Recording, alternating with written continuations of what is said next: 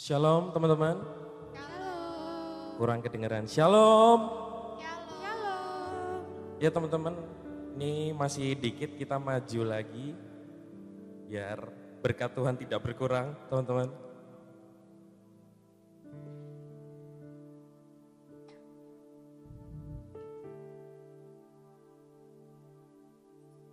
Yuk.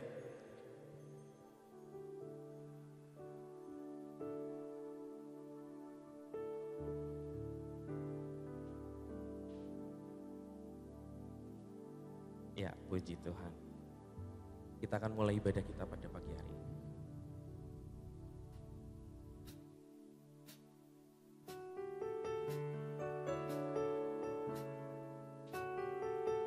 Makasih Tuhan.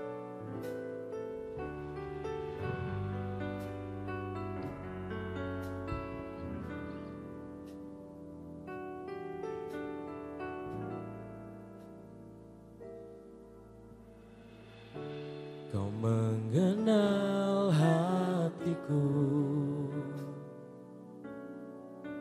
hampa batinku, tanpa hadirmu, bawa daku mengalir,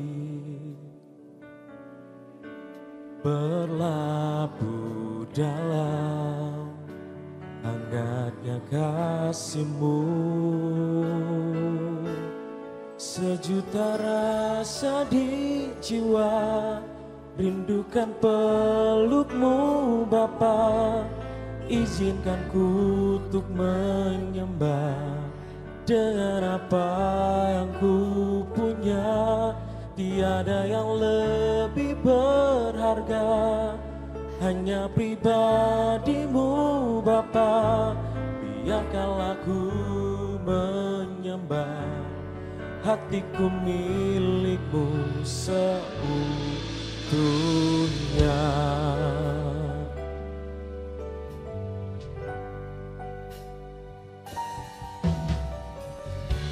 Kau mengenal hatiku, hampa batinku, tanpa hadir-Mu, bawa daku mengalir, berlabuh dalam hangatnya kasih-Mu. Angkat tangan kita, saji jiwa, rindukan peluk-Mu Bapa. Izinkan ku untuk menyembah dengan apa yang ku punya. Tiada yang lebih berharga, hanya pribadi-Mu Bapa. Biarkanlah ku menyembah, hatiku milik-Mu seutuhnya. Sejuta rasa di jiwa, rindukan peluk-Mu Bapa. Izinkan ku untuk menyembah dengan apa yang ku punya. Tiada yang lebih berharga, hanya pribadi-Mu Bapa. Biarkanlah ku menyembah, hatiku milik-Mu seutuhnya. Kita nyanyikan lembut. Jiwa, rindukan peluk-Mu Bapa. Izinkan ku untuk menyembah dengan apa yang ku punya. Tiada yang lebih berharga, hanya pribadi-Mu Bapa.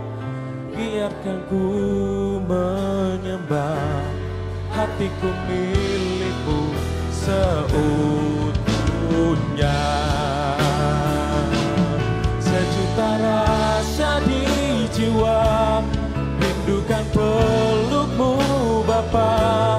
Izinkan ku untuk menyembah dengan apa yang ku sesungguhnya tiada yang lebih berharga, hanya pribadimu Bapa. Biarkanlah ku menyembah, hatiku milikmu seutuhnya.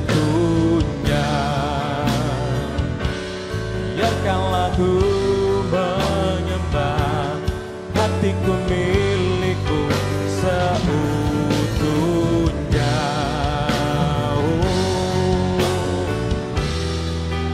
Menyembah, hatiku milikmu seutuhnya.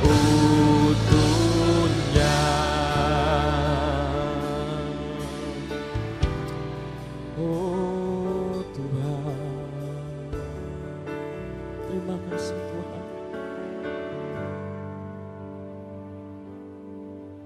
Tuhan Yesus, pagi hari ini ya Tuhan, ini kami anak-anak-Mu Tuhan. Kami mengucap syukur di hari ini ya Tuhan. Tuhan boleh berikan kami kesehatan. Tuhan boleh berikan kami kelegaan, semangat ya Tuhan. Untuk kami boleh memuji meninggikan nama-Mu ya Tuhan. Kami hendak serahkan ya Tuhan ibadah ini dari awal, pertengahan sampai dengan akhirnya nanti. Kiranya Kau yang boleh melawat kami, Kau yang boleh memberkati kami. Terima kasih ya Tuhan. Kami serahkan doa ini sepenuhnya Tuhan di dalam berkat nama Tuhan Yesus Kristus. Haleluya. Semua yang sepakat bersama kita katakan amin, amin. Ya teman-teman, sukacita Natal sudah ada di depan kita. Teman-teman, kita boleh menyambut sama-sama dengan sukacita. Kita nyanyikan lagu Senada dengan Surga. Yuk kita tepuk tangan yuk.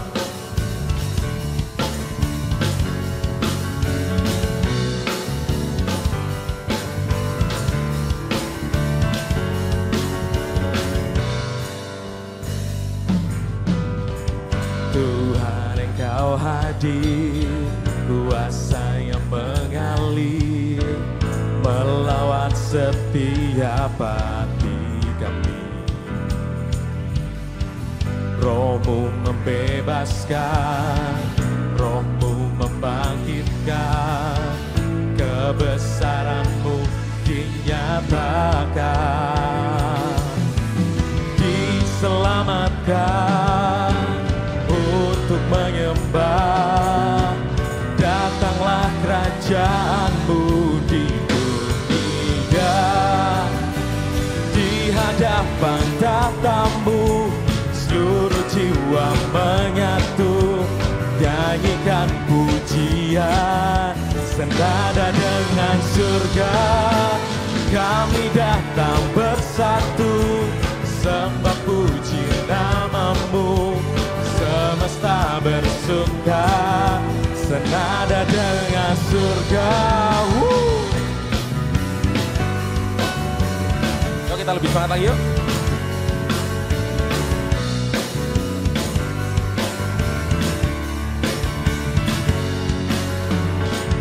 Tuhan Engkau hadir, kuasa yang mengalir, melawat setiap hati kami. Roh-Mu membebaskan, Roh-Mu membangkitkan, kebesaran-Mu dinyatakan, diselamatkan untuk menyembah. Datanglah kerajaan-Mu di dunia. Yuk kita sama loncat yuk. Hadapan tahta-Mu seluruh jiwa menyatu, nyanyikan pujian senada dengan surga. Kami datang bersatu, sembah puji nama-Mu, semesta bersuka bersama dengan surga. Musik puji Tuhan, haleluya.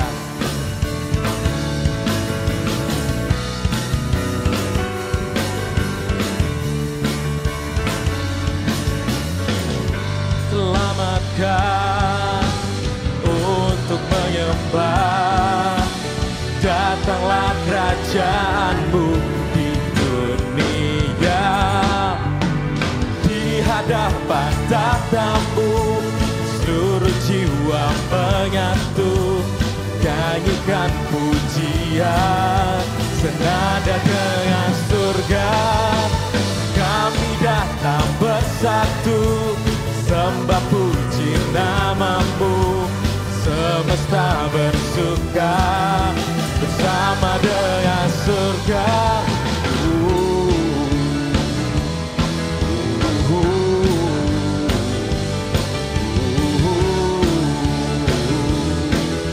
Bersama dengan surga.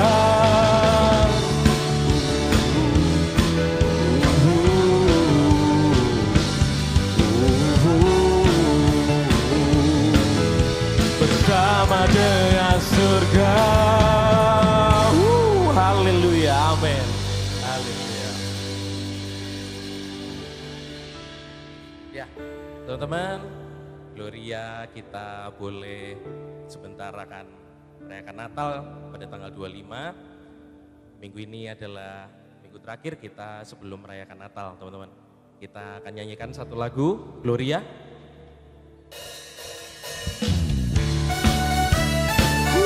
Kita tepuk tangannya di atas kepala yuk.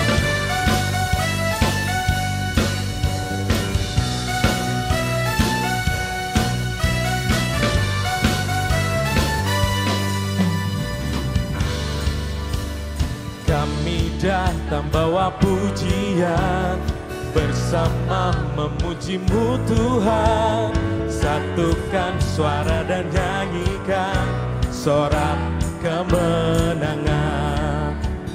Kami datang bawa pujian, bersama memuji-Mu Tuhan.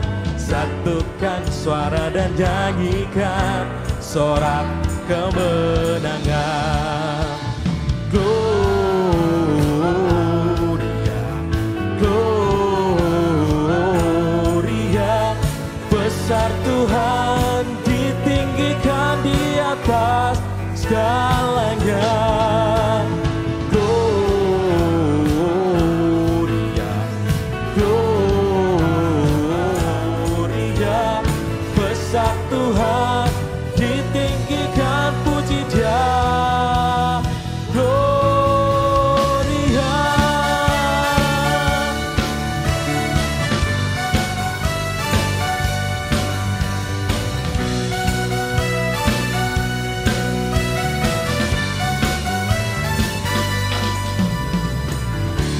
Datang bawa pujian, bersama memuji-Mu Tuhan. Satukan suara dan nyanyikan sorak kemenangan. Gloria, Gloria, besar Tuhan, ditinggikan di atas segalanya. Gloria, Gloria, besar Tuhan, ditinggikan puji Dia. Gloria.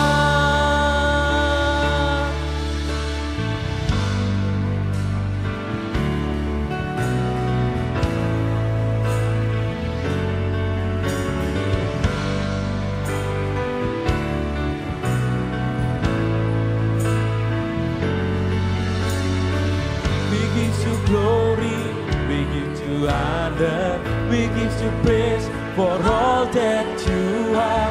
We give you glory, we give you honor, we give you praise. Gloria, we give you glory, we give you honor, we give you praise for all that you are. We give you glory, we give you honor, we give you praise.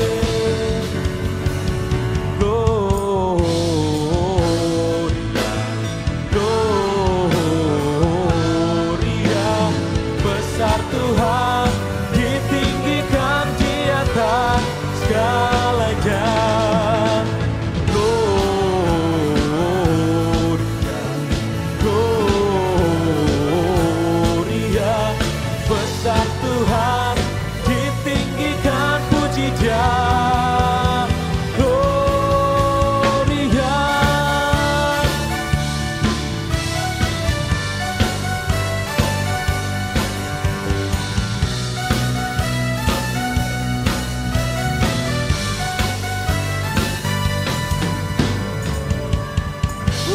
Haleluya, amin.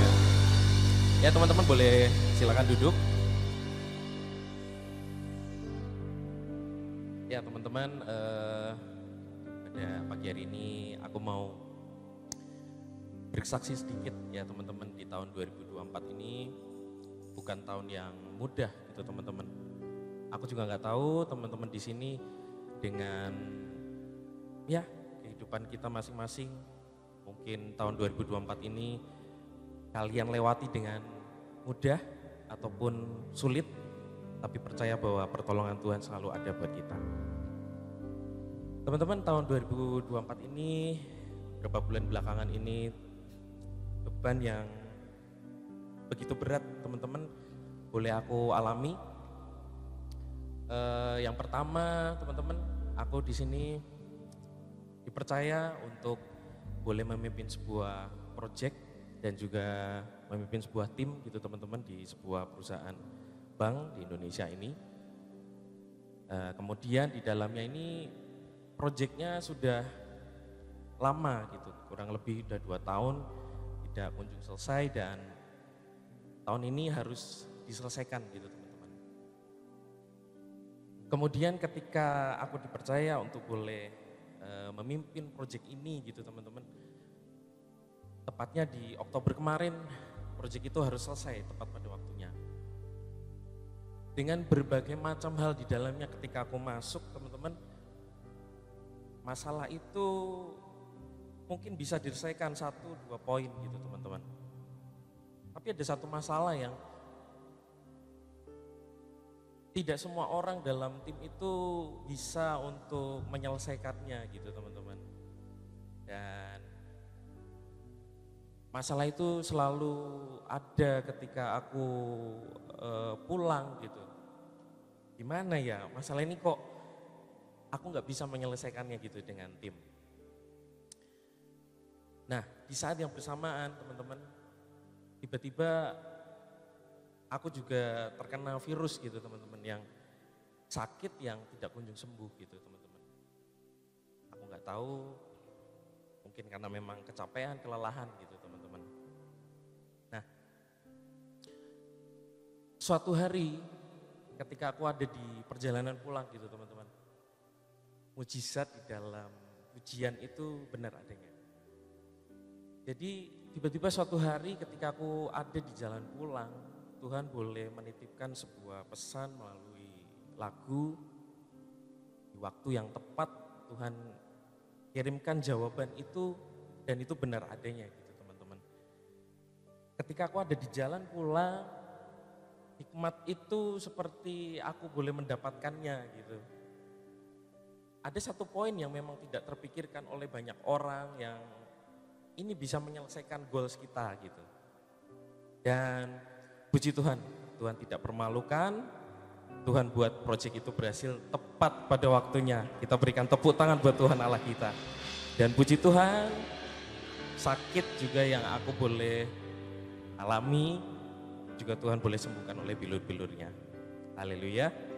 Tuhan itu baik, Tuhan itu sungguh ketika anaknya selalu berharap, selalu berdoa kepadanya, percaya bahwa Tuhan itu selalu mendatangkan jawaban, mendatangkan berkat yang mungkin bukan di waktunya kita, tapi di waktunya Tuhan gitu.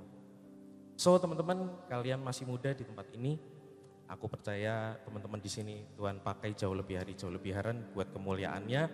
Dimanapun kalian berada, selalu Tuhan pakai untuk alat kemuliaannya. Haleluya. Kita berikan tepuk tangan lagi yuk buat Tuhan Allah kita yang hebat. Kita nyanyikan lagu terakhir.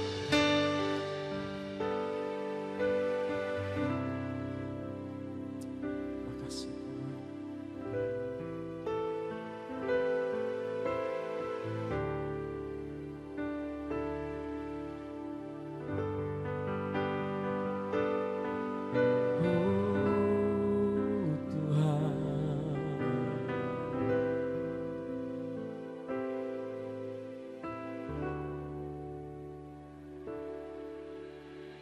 Kasih-Mu layakkan seluruh hidupku, mampukan ku melakukan yang Kau inginkan. Engkau. Tak bisa ku terlepas, Kau menggenggam tanganku, ingin lebih mengenal pribadimu. Kasih-Mu layakkan seluruh hidupku, mampukan ku melakukan yang Kau inginkan.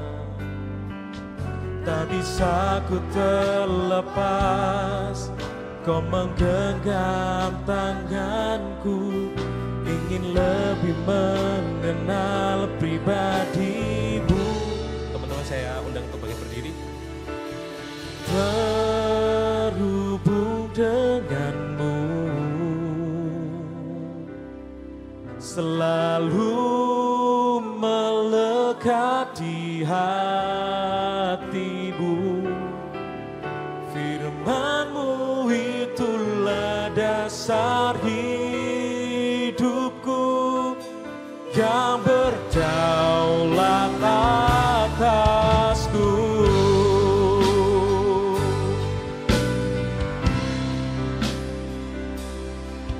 Oh Tuhan,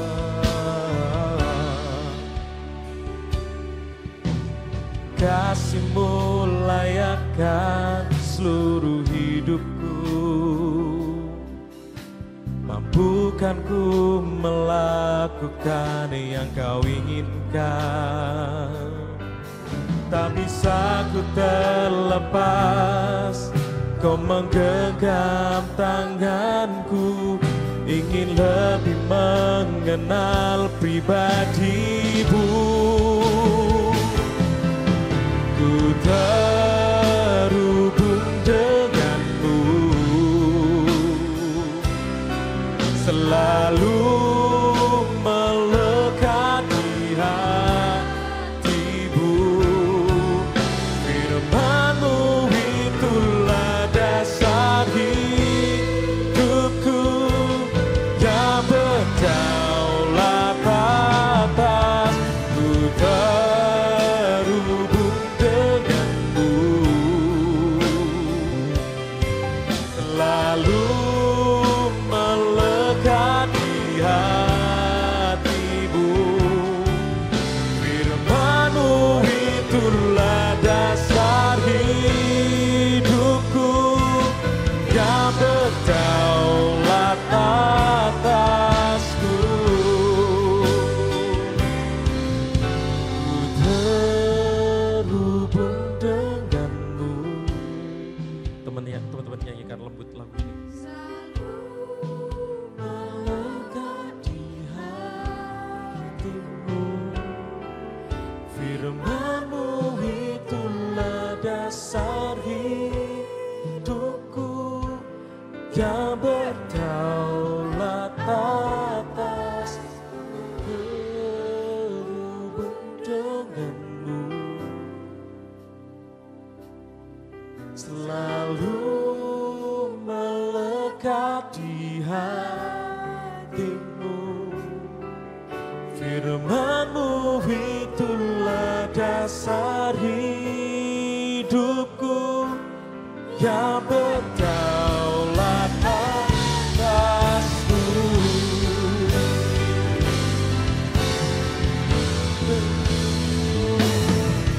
Ku terhubung denganmu,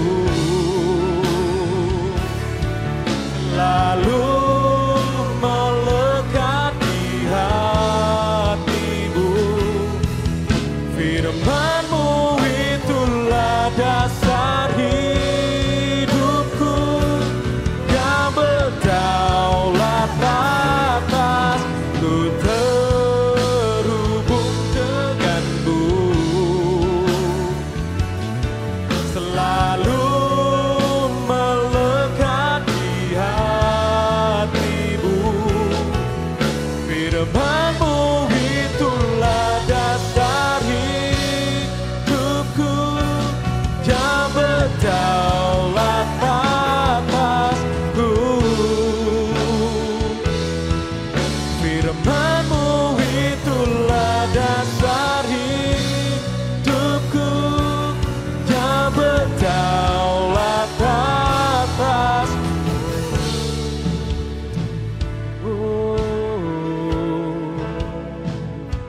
undang Pak Gatot untuk pimpin dalam doa.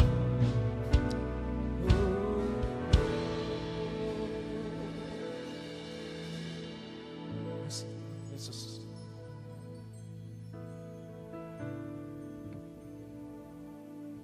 Ini yang menjadi kerinduan kami remajamu di tempat ini Tuhan.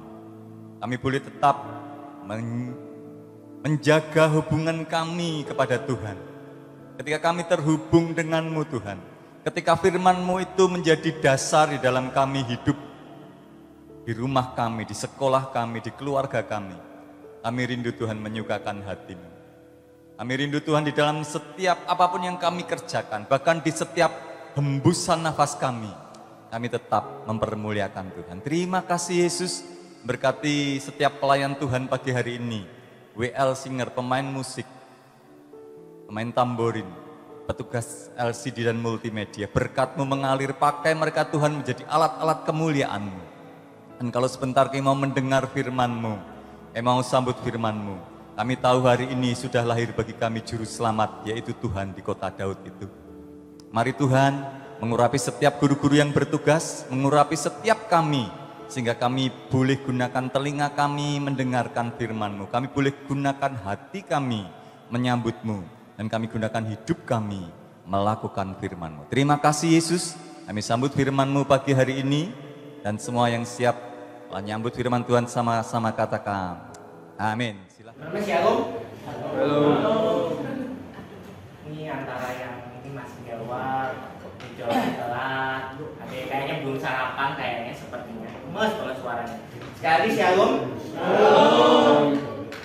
Sekali lagi deh biar lebih semangat deh. Shalom. Shalom. Kiranya kasih karunia dan damai sejahtera dari Allah Bapa dan dari Tuhan Yesus menyertai teman-teman sekalian. Amin. Kita sudah masuk di 2 minggu terakhir di bulan Desember. Masih ingat temanya selama bulan ini apa? Sudah sangat jelas tertulis di depan. Tema bulan Desember full apa? Kita belajar tentang gaya hidup domba. Kita udah belajar kemarin, udah belajar apa aja? Ada 3. Pertama, kedua, ketiga. Apa ya? Ayo apa? Apa kemarin kita belajar 3 gaya hidup domba yang kita sudah pelajari dulu. Taat kepada Tuhan, memuji dan memuliakan Tuhan. Yang ketiga, mencari Tuhan dengan sungguh-sungguh. Terima kasih. Taat kepada Tuhan, memuji dan menyembah Tuhan, dan mencari Tuhan dengan sungguh-sungguh. Ketika kita sudah melakukan gaya hidup domba tadi, apa yang akan kita dapatkan? Harapan apa yang muncul ketika kita sudah menjalani gaya hidup domba tadi? Bukan mengharapkan konsumsi ya, mohon maaf ya. Apa? Ketika kita menjalani gaya hidup domba tadi, kita semakin terhubung dengan Tuhan seperti aku tadi katakan. Dan terlebih lagi, sebenarnya kenapa kita menjalani? Karena kita sudah menerima yang besar dari Tuhan. Judul renungan hari ini sebenarnya kalau menurut tema hari ini judulnya adalah Natal Kelahiran Yesus. Tetapi tadi pagi ketika saya coba untuk lihat balik kembali, saya memberi judul pada hari ini adalah More Than I Deserve. Lebih dari yang pantas terima. Mari kita baca terlebih dahulu di Lukas pasal 2 ayat 1 sampai ke 7. Lukas pasal 2 ayat 1 sampai 7. Saya izin menggunakan handphone karena Alkitab saya kebetulan beda terjemahan yang saya bawa. Lukas pasal 2 ayat 1 sampai 7. Sudah ketemu semua? Sudah ketemu semua. Oke, untuk pembacaan pertama saya undang teman-teman untuk bagi berdiri. Kita akan membaca secara bergantian. Saya membaca ayat yang ganjil, kemudian teman-teman membaca ayat yang genap. Lukas pasal 2 ayat 1 sampai 7. Demikian firman Tuhan, kelahiran Yesus. Pada waktu itu Kaisar Agustus mengeluarkan suatu perintah menyuruh mendaftarkan semua orang di seluruh dunia.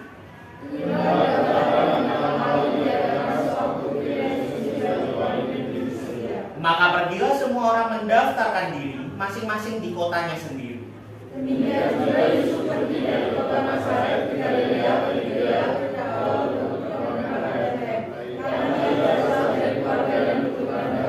supaya didaftarkan bersama-sama dengan Maria, tunangannya yang sedang mengandung.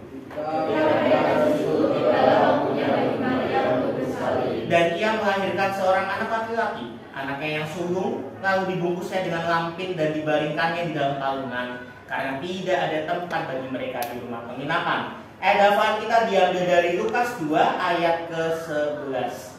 Sudah ketemu ya teman-teman ya, orang satu cuma beda halaman doang. Kita baca bersama-sama alamatnya dulu, kemudian kata-katanya. 1, 2, 3. Lukas 2 ayat 11. Hari ini telah lahir bagimu juru selamat, yaitu Kristus Tuhan di kota Daud. Amin. Silakan duduk kembali. Demikian pembacaan firman Tuhan.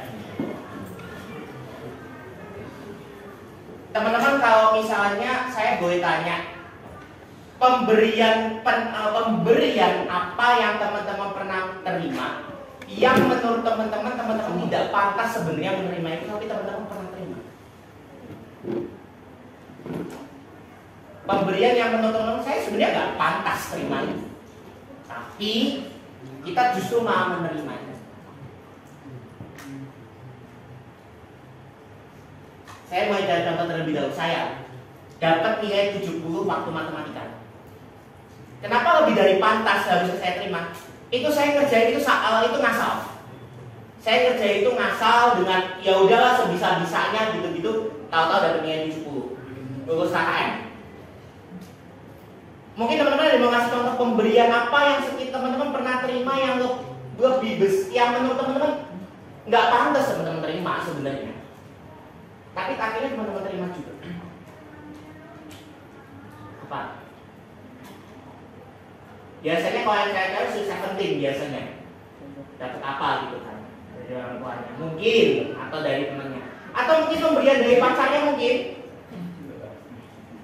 Ada, wah aku nggak pantas tiba-tiba dikasih mobil. Wah aku nggak pantas tiba-tiba dikasih PC gaming, mau buat yang teman-teman cowok. Wah aku nggak pantas terima ini, tiba-tiba aku dapat perhiasan. Ada yang pernah menerima seperti itu? Atau jangan-jangan tidak pernah terima semua? Tapi kalau menurut teman-teman sebenarnya pemberian itu tuh sebenarnya kenapa orang memberikan sesuatu kepada kita? Kira-kira kenapa? Apa motivasi seseorang memberikan itu kepada teman-teman? Aku ngasihnya karena ini. Apa? Apa? Sudah melakukan sesuatu atau orang itu pengen menyenangkan kita. Oke, ada dua. Ada lagi. Teman-teman dapat sesuatu itu biasanya karena apa? Gabut. Oke, boleh. Karena motivasi apapun tiba-tiba dikasih gitu ada memang. Contoh lagi, kenapa orang memberikan sesuatu kepada kita?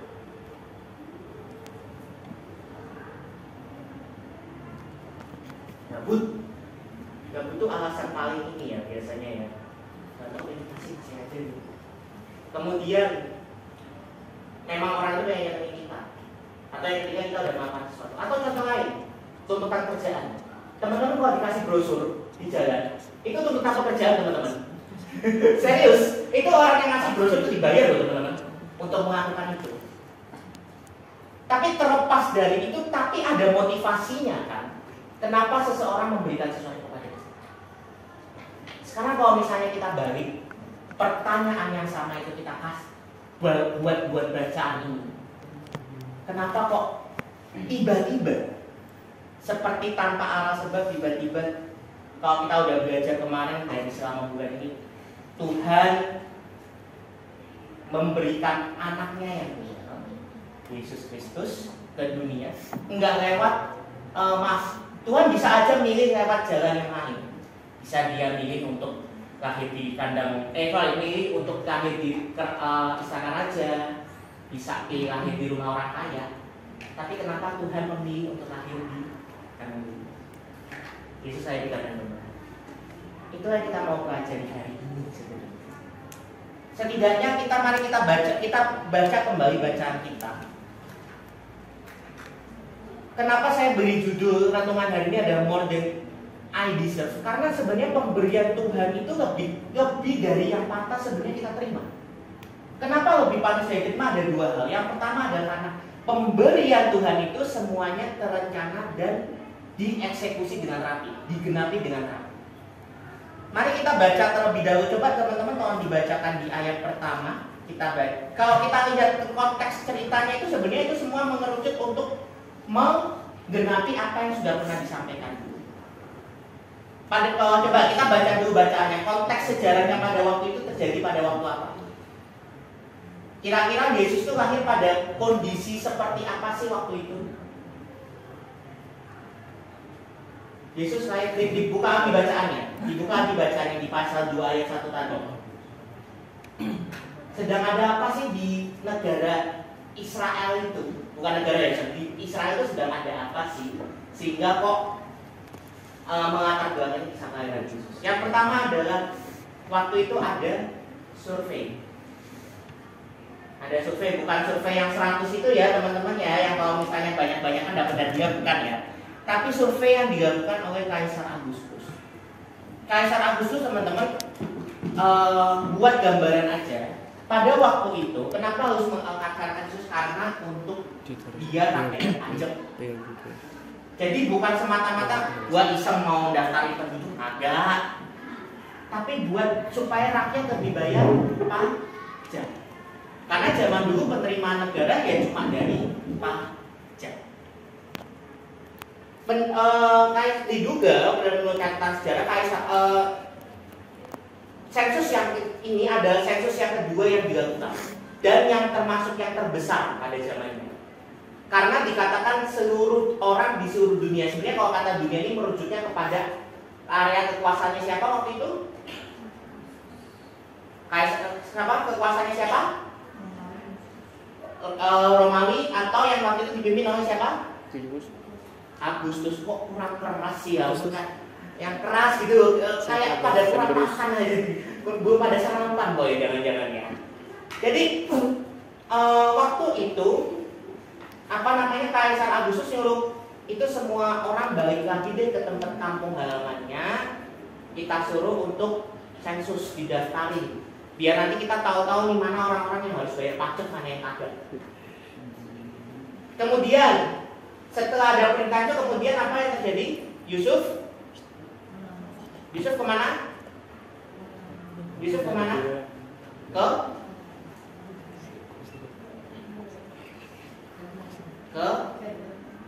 Bethlehem. Dan dibedain atribusi loh sampai. Ke Bethlehem. Waktu itu kampungnya Yusuf dari mana asalnya? Sebelum dari Bethlehem dia tinggalnya di mana? Nazaret. Kenapa dia ke Bethlehem?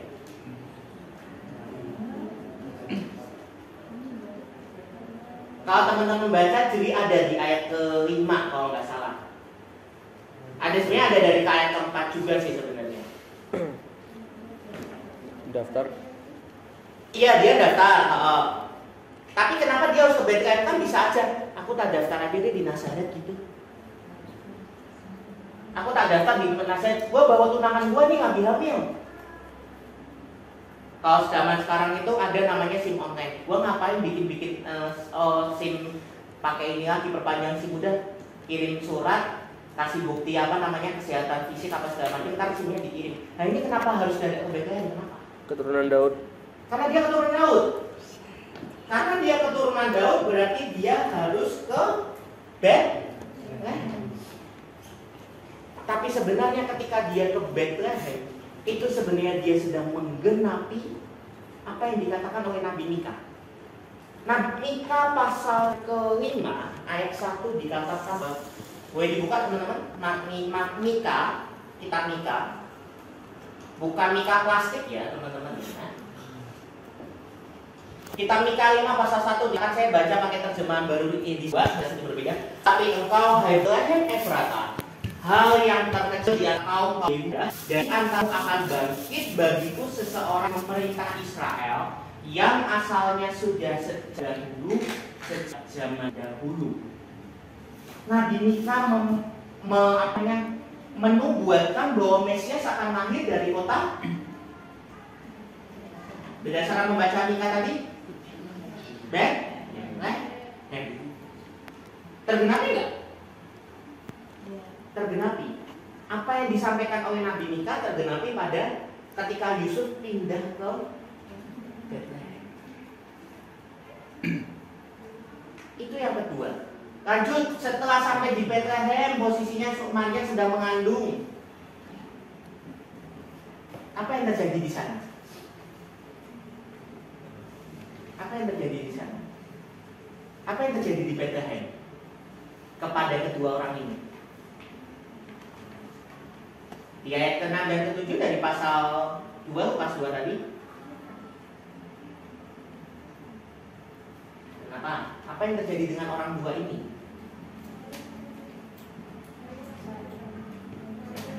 Maria mau melahirkan dia. Maria waktunya udah melahirkan. Tetapi apa yang terjadi? Tidak dapat penginapan. Kenapa nggak dapat tempat penginapan? Apa? Penuh, iya penuh, benar. Oke, penuh, benar. Kenapa penuh? Kayaknya saya salah tanya ya. Kenapa penuh? Karena pada zaman itu orang pindah semua ke tempat lahirnya masing-masing. Berarti yang keturunannya Daud pindah semua ke Bethlehem. Anda bayangkan kalau misalnya nih Jogja nih, kayak kemarin Jogja aja nggak, sebelum pandemi kok okupansi hotel aja itu bisa sampai 100 lebih. Bahkan ada yang nggak dapat tiket balik ke Jogja. Teman saya ini sebenarnya mau liburan ke Jogja cuma nggak dapat tiket, habis. Anda bayangkan pada saat itu kondisinya mungkin sama seperti itu, cuma bedanya di jalan bukan potong. Unta, keledai, kerbau, sapi, lewat semua orang ini cari penginapan, nggak ada yang dapat karena semuanya penuh. Dan jangan dibayangkan kemudian Yesus lahirnya kemudian akhirnya terpaksa di mana, di kandang binatang. Jangan dibayangkan kandang binatangnya itu seperti kandang peliharaan kalian ya. Apalagi kalau yang mungkin punya husky di rumah, anjing husky di rumah, kandangnya ber-AC, bawahnya ubin. Jangan dibayangkan seperti itu. Pada zaman dulu, kandang itu terpisah posisinya dari rumah induk. Dan bisa jadi itu adalah tempat bagi semua hewan-hewan yang miliknya kamu itu. Jadi Anda bayangkan aja. Ada yang pernah masuk kandang sapi nggak di sini? Tanya wisata ke kandang sapi. Pernah semua ya. Anda bayangkan bagaimana di sana? Bau, kotor. Apa lagi? Bau, bau, oke, bau, oke, apa lagi? No comment ya, saya tahu itu ya. Anda bayang, dan juga jangan dibayangkan sapi itu nggak diem loh ya. Sapi itu kan juga berisik gitu. Dan bayangkan itu kandangnya mungkin bukan cuma kandang satu hewan doang. Ada kerbau, ada unta, ada sapi, maaf mungkin ada babi, kita nggak pernah tahu. Apa yang terjadi kemudian? Maria melahirkan di kandang lembu. Dibungkus dengan ngamping. Ngamping itu bukan kain kayak kita itu ya teman-teman ya. Kalau teman-teman lahiran itu tuh kan ada selimutnya gitu. Ngamping itu bukan selimut lahiran baby yang dijual di baby shop dengan harga sekian 10.000 itu bukan ya. Itu kain apa sih? Kayak kotak-kotak itu loh. Bahkan mungkin itu tambalan. Jadi ini bolong tambal, ini tambal. Dan ditaruhnya di mana? Di palungan. Palungan itu apa? Tempat makan ternak. Jangan dibayangkan tempat makannya seperti kita pakai piring, sendok, gelas, atau seperti kucing dan anjing kita pakai piring, pakai tempat makan khusus itu. Jangan dibayangkan seperti itu. Mungkin aja itu nggak akan dibersihin. Kita nggak tahu. Masih ada kerak-kerak sisa makanannya. Mungkin nggak dibersihin tiap hari, kita juga nggak tahu. Teman-teman bisa membayangkan kalau kita kemarin merayakan Natal mungkin di tengah kondisi wah lampunya banyak, warna-warni pohon Natalnya gede sekali. Tapi Yesus sendiri waktu Natal pertama itu tidak terjadi dalam kondisi hingar-bingar, teman-teman. Tidak dalam kondisi yang ideal menurut kita. Tetapi Natal terjadi justru pada tempat yang sunyi, kandang domba, kandang binatang lebih tepatnya. Tetapi disitulah kemudian juru selamat itu Yang saya mau katakan pertama, kita bisa bilang more than ideas. Kenapa kita bilang Natal adalah pemberian yang lebih dari yang kita terima? Rencananya lah dari dulu untuk menyelamatkan manusia itu diaktifkan sempurna. Saya ingat gereja kita sempat kemarin tentang Injil pertama. Kejadian 3 ayat 15 itu merujuk kepada Yesus, bahwa nanti akan datang keturunan perempuan yang nanti akan memakan kepala ular, dan itu merujuk kepada Yesus. Kemudian dikatakan, kalau mungkin paling dekat aja kita baca di dalam Yesaya pasal 7 ayat yang ke-14 saya bacakan saya bacakan dalam versi terjemahan kedua. Sebab itu Tuhan sendirilah yang akan memberikan kepadamu suatu pertanda. Sesungguhnya perempuan muda itu mengandung dan akan melahirkan seorang anak laki-laki serta menamakannya Immanuel. Perempuan muda itu Maria yang melahirkan Yesus. Kemudian juga nanti kita ketemukan di pasal yang ke-9 ayat 5. Sebab seorang anak telah lahir untuk kita, seorang putra telah diberikan untuk kita. Tampuk atau lambang, kalau di dalam terjemahan lama, lambang pemerintahan ada di atas bahunya. Dan namanya disebut orang penasihat ajaib, Allah yang perkasa, Bapa yang kekal, Raja damai. Teman-teman bisa lihat di sini bahwa rencananya Allah melalui kelahiran Yesus Kristus itu digenapi. Natal pertama. Dan saya cuma mau bilang satu hal. Mungkin saat ini kita bisa bilang bahwa, Pak, Natal kali ini saya nggak seneng, Pak. Hidup saya berantakan. Lagi kena cobaan lah, lagi kena stres lah, lagi kena dalam tanda kutip hal-hal yang tidak mengenakan buat kita. Tapi kita tetap bisa bilang bahwa rencananya Tuhan itu tidak pernah gagal. Sekalipun mungkin pada waktu itu, kalau kita kemarin saya sempat ingat tahun-tahun kita bahas tentang kejadian Israel pecah jadi 2, seolah-olah seperti itu rencananya sudah mau batal. Ketika kemudian Israel dan Yehuda akan hancur dijajah oleh bangsa-bangsa lain, seolah-olah itu rencana gagal. Tapi sebenarnya tidak. Bahkan di ketika hidup kita seolah-olah rencana yang kita buat gagal, seolah-olah hidup itu seperti tidak beruntung, tidak memberikan keberuntungan kepada kita, kita tetap bisa percaya bahwa Tuhan menggenapi rencana Tuhan itu. Jadi pertanyaannya adalah, Natal kali ini mau nggak kita percaya kembali kepada Allah? Bukan hanya sekedar percaya bahwa ya Tuhan adalah juru selamat, bukan hanya sekedar itu. Tapi kita mau lebih lagi mengatakan bahwa Tuhan, aku tahu hidupku berantakan begini. Tuhan, aku tahu hidupku mungkin aut-autan, ancur-ancuran. Tapi ketika aku melihat kisah Natal kembali dan mengingat semua apa yang Tuhan lakukan dulu, aku mau kembali percaya kepada Dia. Itu yang pertama. Dan yang kedua, yang terakhir, kenapa saya bisa bilang more than I deserve? Kenapa saya bisa bilang Natal ada pemberian yang terbesar? Adalah karena Tuhan sendiri datang karena Dia mau solider dan mengasihi kita semua. Kalau boleh dipikir-pikir tadi balik lagi pertanyaan pertama. Kenapa kok Tuhan tiba-tiba, kenapa Tuhan gak datang lewat istana Kaisar Agustus saja?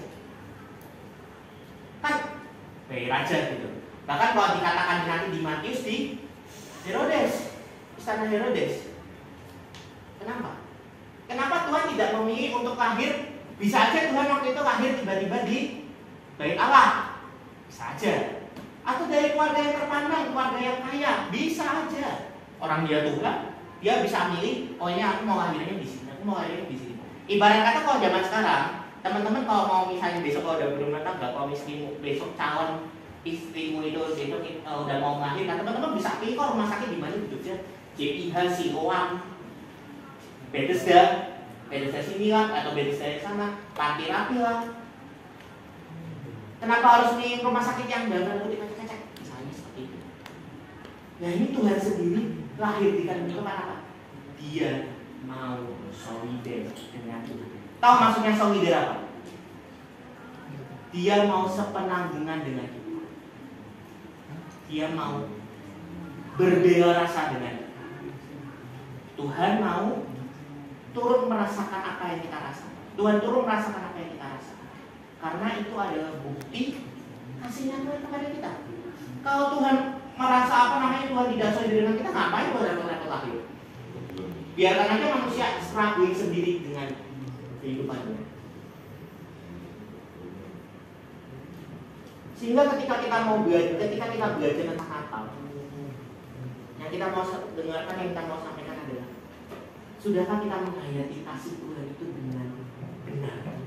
Sudahkah kita menghayati kasih Tuhan dalam kelahiran Yesus Kristus? Sudah belum kita menghayati bahwa Tuhan yang mengasihi kita itu yang mau datang, mau solidar dengan kita, sehingga kita nggak perlu takut untuk menghadapi apapun sendirian, karena Tuhan yang solidar itu mau bertemu dengan kita. Tuhan datang bukan hanya sekedar untuk Dia hanya nanti menghapus dosa kita, dapat pengorbanan kita, bukan hanya itu, tapi Dia juga mau setenang dengan kita. Mungkin dalam hidup kita bilang, aku sendiri juga tak punya siapa-siapa. Life anyone. Orang tua, banget, boro-boro, ada orang yang hidup dalam sendirian, ada orang yang hidup dalam hatinya tanpa sadar.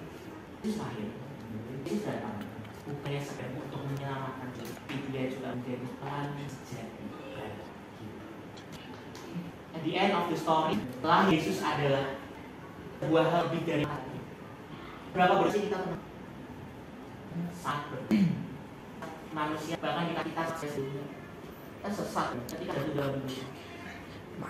Tidak bisa menyelamatkan kita.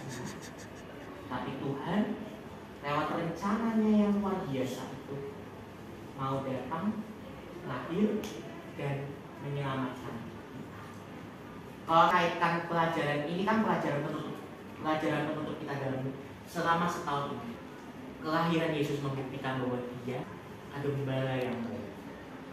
Gembala yang baik memberikan nyawanya bagi gembala yang mau datang supaya kamu dan saya selamat. Bukan cuma hanya sekedar supaya lahir cuma buat iseng doang tadi gabut katanya itu. Bukan. Tapi Dia punya misi untuk menyelamatkan kita. Di tengah hingar-bingar Natal kali ini, tanpa mengurangi rasa hormat saya kepada teman-teman yang sudah jerih lelah untuk mempersiapkan Natal, mari kita memeriksa diri. Sudahkah hati saya siap untuk menyambut Juru Selamat? Sudahkah hati saya sepenuhnya percaya kepada Tuhan yang membuat rancangannya itu sempurna kepada kita? Dan sudahkah saya benar-benar mempercayai Tuhan, benar-benar memahami Tuhan yang mengasihi kita itu, yang mau datang lewat kelahiran putranya tunggal Tuhan Yesus Kristus itu, Dia solidar dengan saya. Sehingga kita pun akan lebih lagi untuk mengasihi Tuhan dan mengasihi sesama. Terlebih lagi supaya kita menjadi domba-domba kepunyaan Allah yang berkenan kepada Allah. Saya tidak tahu apa yang teman-teman rasakan saat ini, tapi percayalah, keajaiban Natal itu masih ada. Tapi bukan keajaiban karena Sinterklas datang, bukan karena kita terima kado, bukan itu. Karena justru kita sudah menerima yang more than I deserve, yaitu kelahiran putranya itu. Selamat merayakan Natal teman-teman. Selamat mengingat kembali kasih karunia Allah yang diwujudkan lewat kelahiran putranya. Dan selamat untuk menghayati iman kita. Kita nggak pernah sendiri. Tuhan selalu bersama dengan kita. Imannya